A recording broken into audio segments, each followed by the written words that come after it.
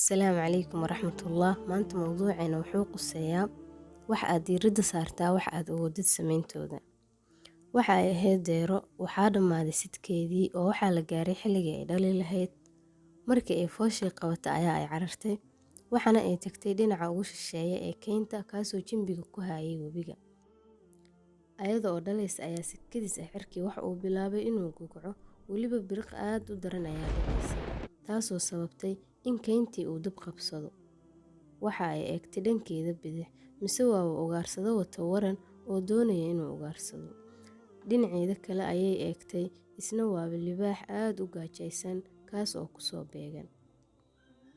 Xaaladeedii waxa ay ku soo aruurtay afar daran mid dooro: in ay libaaxa isu dhiibto oo ay sidaas ku dhimato, ama in ay ugaarsadaha isu dhiibto oo ay sidaas ku dhimato, ama in ay dabka keynta ku gubato oo ay sidaas ku dhimato, amabase in ay webiga ku cararto oo ay biyaha ku qirqato. Jiho walba khatar ayaa ka soo weerartay oo ma aanay jirin hal fursad oo ay u baxsato. Kadib waxa ay go'aansatay in ay sameyso wixii ay awooday, taasoo ahayd in ay diiradda saarto in ay dhasho. Kadib maxaa dhacay? Biriqdii dhacaysay waxa ay indhihii ka tuurtay ugaarsadihii. Warankii uu dhankeeda u soo gamayna waxa uu haleelay libaaxii waana uu dhintay. Kadibna cirkii ayaa bilaabay in uu da'o roob aad u xooggan kaasoo baktiyey ama damiyey dabkii ka kacay keynta. Deeradiina si nabad ah ayay ku dhashay.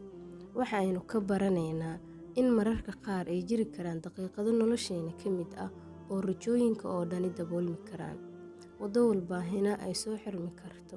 Keliya markaas waxa aad diiradda saartaa waxa aad awooddo sameyntooda.